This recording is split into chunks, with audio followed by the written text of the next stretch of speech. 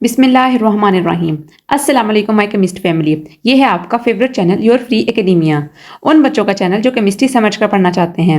रट्टे वालों के लिए है कोई और चैनल। सब बोलें 10 time my passion my chemistry. Now study time starts. Okay बच्चों, आज के लेक्चर में हम स्टार्ट करेंगे केमिस्ट्री 10th के चैप्टर नंबर 1। तो बच्चों लेक्चर स्टार्ट करते हैं। लेक्चर स्टार्ट करने से पहले मैं आप सबसे रिक्वेस्ट करती हूँ कि वीडियो को लाइक करें, एक अच्छा सा कमेंट करें, चैनल को लाजमी सब्सक्राइब करें और बेल आइकन को भी प्रेस करें ताकि नए आने वाली वीडियो अब तक फौरन पहुंच जाए। ओके बच्चों, हमारे चैप्टर का नाम है केमिकल इक्विलिब्रियम। केमिकल इक्विलिब्रियम को बताने से पहले, इसको समझाने से पहले मैं आपको कुछ चीज़ों का कॉन्सेप्ट दूंगी। हम अपने कुछ कॉन्सेप्ट जो है उसको रिकॉल भी करेंगे और कुछ नए कॉन्सेप्ट भी समझेंगे। आपको पता है केमिकल रिएक्शन के बारे में।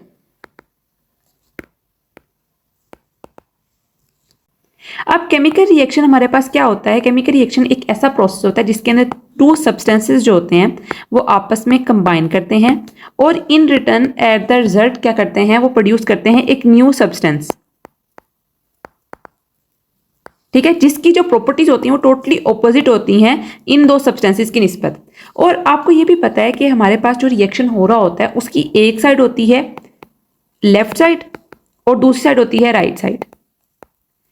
हम जनरली ये एज्यूम करते हैं कि जो लेफ्ट साइड होती है वहां पर हमारे पास क्या होते हैं, रिएक्टेंट्स, जबकि राइट साइड के ऊपर होते हैं प्रोडक्ट्स। रिएक्टेंट्स और प्रोडक्ट्स क्या होते हैं? रिएक्टेंट्स बेसिकली हमारे पास वो सब्सटेंसेस होते हैं, वो एलिमेंट्स या वो हमारे पास कंपाउंड्स होते हैं जो कि यूज्ड अप होते हैं रिएक्शन के अंदर, या फिर ऐसे सब्सटेंसेस जो कि इनिशिएट करते हैं किसी भी रिएक्शन को।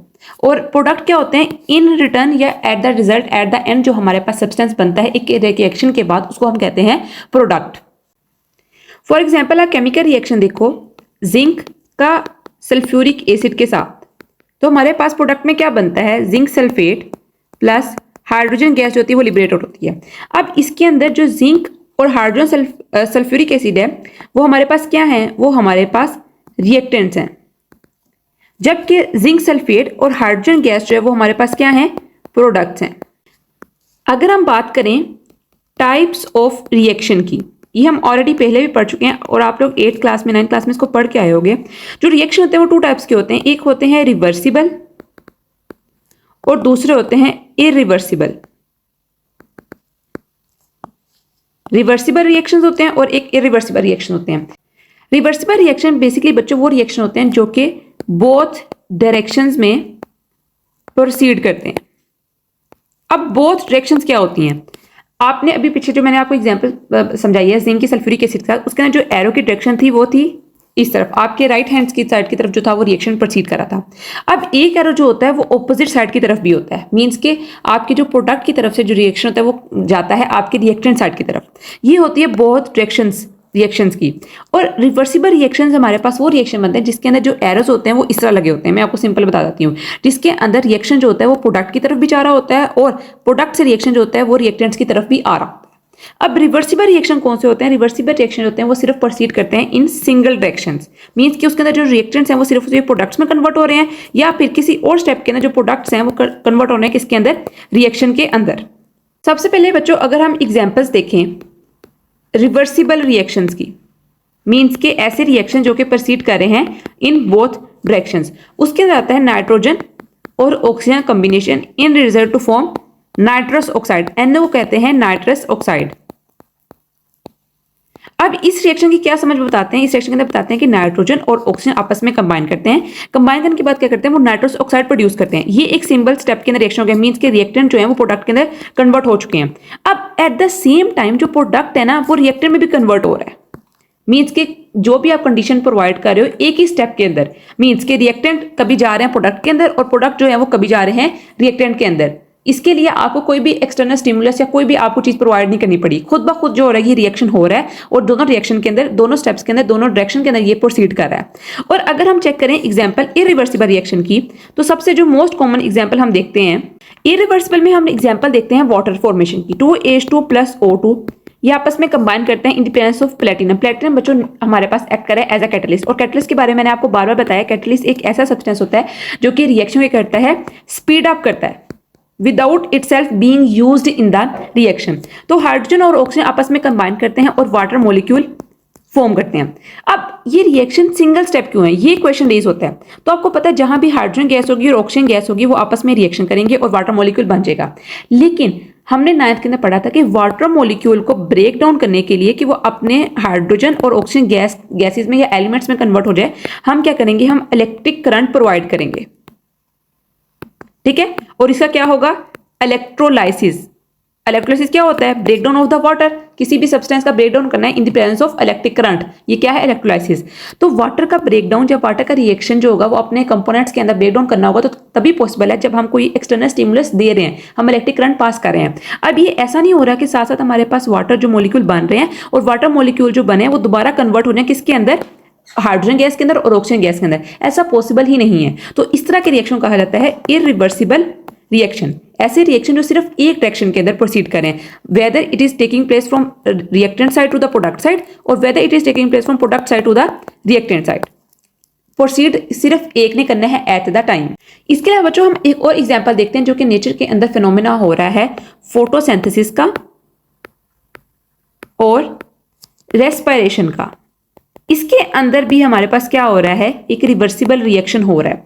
फोटोसिंथेसिस बच्चों क्या होता है, बेसिकली फोटोसिंथेसिस को सिंपली याद करने का तरीका क्या है कि ऐसा प्रोसेस जिसके प्रोडक्ट के अंदर हमारे पास ऑक्सीजन प्रोड्यूस हो रही है, और रेस्पिरेशन हमारे पास एक ऐसा प्रोसेस होता है जिसके प्रोडक्ट्स के अंदर मींस के हमारे पास जो रिजल्ट आ रहा है वो किसकी फॉर्म में आ रहा है, कार्बन डाइऑक्साइड की फॉर्म में आ रहा है। अब आपको पता है कि ऑक्सीजन जो होता है वो कौन देता है, ऑक्सीजन हमारे पास प्लांट्स देते हैं, ठीक है, और रेस्पिरेशन के अंदर CO2 कौन दे रहा है, एनिमल्स दे रहे हैं, ह्यूमंस दे रहे हैं। ठीक है, अब आपको पता है कि साथ साथ प्लांट्स भी क्या कर रहे हैं, ब्रीथ कर रहे हैं, ठीक है, ऑक्सीजन कार्बन डाइऑक्साइड अंदर लेके जा रहे हैं और रिटर्न हमारे पास क्या दे रहे हैं, ऑक्सीजन दे रहे हैं। अब जो ह्यूमंस हैं वो भी सेम कर रहे हैं, वो ऑक्सीजन को अपने अंदर लेके जा रहे हैं और कार्बन डाइऑक्साइड को बाहर एलिमिनेट कर रहे हैं। तो ये हमारे पास क्या हुआ, एक ये हमारे पास रिवर्सिबल रिएक्शन हुआ जिसके अंदर जो O2 है वो पहले क्या जा रही है, ह्यूमंस के अंदर जा रही है और इन रिटर्न हमारे पास प्रोडक्ट बन रहा है CO2 का। और अगर हम ह्यूमंस के केस में देखें तो क्या हो रहा है कि वो CO2 को क्या कर रहे हैं, वो एलिमिनेट कर रहे हैं, किस सूरत में कि ऑक्सीजन जो है वो उनके पास अंदर जा रही है और CO2 जो है वो बाहर निकल रही है। तो ये क्या हुआ है, एक एग्जांपल हुई किसकी, रिवर्सिबल रिएक्शन की। अब हम चलते हैं कि जो आपके मेन टॉपिक मींस के आपका चैप्टर जो है वो किस चीज के ऊपर बेस कर रहा है, केमिकल इक्विलिब्रियम। इक्विलिब्रियम से बच्चों बेसिकली मुराद होता है किस चीज को बैलेंस करना।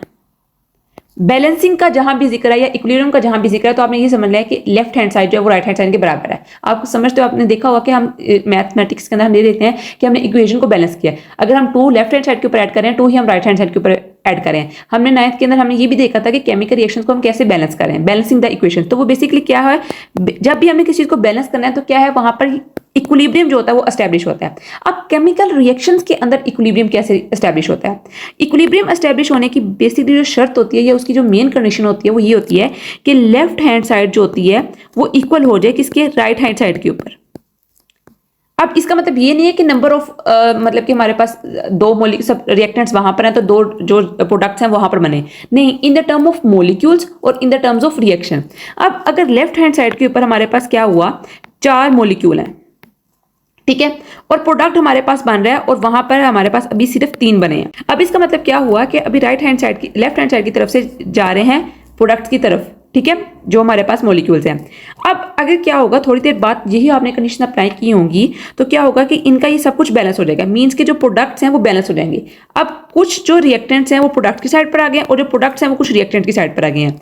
अब आप जितना मर्जी टेम्परेचर इंक्रीज करो, एक स्टेबल कंडीशन दो, जो मर्जी कर लो, आपकी जो लेफ्ट हैंड साइड होगी वो राइट हैंड साइड के ऊपर बराबर आ जाएगी। मींस कि जो मर्जी कंडीशन आप अप्लाई कर दो, आपके जो नंबर ऑफ मॉलिक्यूल्स अगर 4 हमारे पास यहाँ पर हैं, 4 हमारे पास राइट हैंड साइड के ऊपर हैं, वो इक्वल हैं, उनके अंदर कोई चेंज नहीं आ रहा, तो आपका जो केमिकल इक्विलिब्रियम है वो एस्टैब्लिश्ड हो चुका है। आपको लगेगा ऐसे कि आपका जो रिएक्शन है वो खत्म हो चुका है, प्रोसीड हो चुका है, स्टॉप हो चुका है, कोई उसके अंदर कोई रद्द-बदल नहीं आ रही, लेकिन ऐसा नहीं हो रहा। वहां पर क्या हो रहा है, जो रिएक्टेंट्स हैं वो प्रोडक्ट्स के अंदर बहुत तेजी से चेंज हो रहे हैं और प्रोडक्ट्स जो हैं वो रिएक्टेंट्स के अंदर तेजी से चेंज हो रहे हैं। लेकिन यहां पर जो एक बात समझने की है, क्या जो रिवर्सिबल रिएक्शन होता है वो क्या केमिकल इक्विलिब्रियम ही होता है? ये मोस्ट इंपॉर्टेंट क्वेश्चन है आज के लेक्चर का। तो बच्चों इसका आंसर हम कैसे देखेंगे, मैं आपको ऑलरेडी बता चुकी हूँ इसका आंसर कहां पर है। देखें, जब मैंने आपको यहां पर बताया था कि यहां पर जो 2 मॉलिक्यूल्स हैं, ठीक है, हमारे पास 4 मॉलिक्यूल्स थे यहाँ पर जाके वो 3 मॉलिक्यूल्स के अंदर कन्वर्ट हो गए, मींस के जो रिएक्टेंट थे वो प्रोडक्ट साइड की तरफ गए हैं। ठीक है, तो ये हमारे पास क्या था, एक स्टेट होगी इरिवर्सिबल की। ठीक है, उसके अंदर नहीं आया वापस। लेकिन एट द सेम टाइम क्या हुआ, यहाँ पर 3 मॉलिक्यूल्स हो गए, यहाँ पर 4 मॉलिक्यूल्स थे लेफ्ट हैंड साइड के ऊपर। तो साथ ही जो हमारे पास मॉलिक्यूल्स थे वो यहाँ पर रिएक्टेंट साइड की तरफ आना शुरू हो गए। पहले रिएक्टेंट से प्रोडक्ट की तरफ जा रहे थे, फिर प्रोडक्ट से रिएक्टेंट की तरफ आना शुरू हो गए। तो ये हमारे पास एक रिवर्सिबल रिएक्शन की मतलब कि एक उसका इनिशियल स्टेप हो गया कंप्लीट, कि रिवर्सिबल रिएक्शन यहाँ पर हो रहा है। लेकिन अगर क्या होगा कि 4 मॉलिक्यूल्स यहां पर प्रेजेंट है और 4 मॉलिक्यूल्स यहां पर प्रेजेंट है, अब अगर 2 मॉलिक्यूल्स जो है वो रिएक्टेंट साइड की तरफ आ रहे हैं और 2 मॉलिक्यूल्स जो है वो प्रोडक्ट साइड की तरफ आ रहे हैं, तो तब हमारे पास क्या होगा, एक केमिकल इक्विलिब्रियम एस्टैब्लिश होगा। और ये किसके अंदर होगा, सिर्फ और सिर्फ रिवर्सिबल रिएक्शन के अंदर होगा। इरिवर्सिबल रिएक्शन के अंदर क्या होता है, इरिवर्सिबल रिएक्शन के अंदर तो एक स्टेप होके मींस कि जो हमारे पास रिएक्टेंट्स हैं वो क्या करते हैं, वो प्रोडक्ट के अंदर चेंज हो जाते हैं और रिएक्शन जो होता है वो स्टॉप हो जाता है। लेकिन रिवर्सिबल रिएक्शन के अंदर क्या होता है, जो रिएक्टेंट्स होते हैं वो प्रोडक्ट के अंदर चेंज हो रहे हैं। 4 रिएक्टेंट्स हैं वो 4 प्रोडक्ट्स के अंदर जा रहे हैं। ठीक है, लेकिन एट द सेम टाइम जो प्रोडक्ट्स के 4 हमारे पास सब्सटेंसेस हैं वो जा रहे हैं 4 रिएक्टेंट्स की तरफ। ये एक हो गया रिवर्सिबल रिएक्शन। लेकिन केमिकल इक्विलिब्रियम कहां पर आएगा, जब 2 रिएक्टेंट्स के मॉलिक्यूल्स जो होंगे वो आके ऐड होंगे रिएक्टेंट साइड के ऊपर और सेम 2 ही प्रोडक्ट साइड के ऊपर आके ऐड होंगे। मींस के 2 मॉलिक्यूल्स हमारे पास यहाँ पर प्रेजेंट है, अब एक मॉलिक्यूल यहाँ रह गया और एक मॉलिक्यूल यहाँ पर रह गया, तो ये हमारे पास क्या हो गया, ये केमिकल इक्विलिब्रियम एस्टैब्लिश हो चुका है। मींस के दोनों तरफ जो होगी वो एक बैलेंसिंग हो चुकी है। इसकी एग्जांपल हम समझते हैं मेजरिंग बैलेंस से।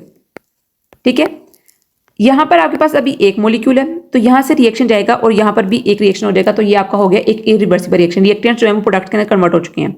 लेकिन अब यहाँ पर क्या हुआ, यहाँ पर जो आपका एक मॉलिक्यूल है ना, ये वापिस यहाँ पर भी आ रहा है। ठीक है, ये इधर जा रहा है और ये फिर एक इधर आ रहा है, तो ये क्या हुआ, आपका रिवर्सिबल रिएक्शन।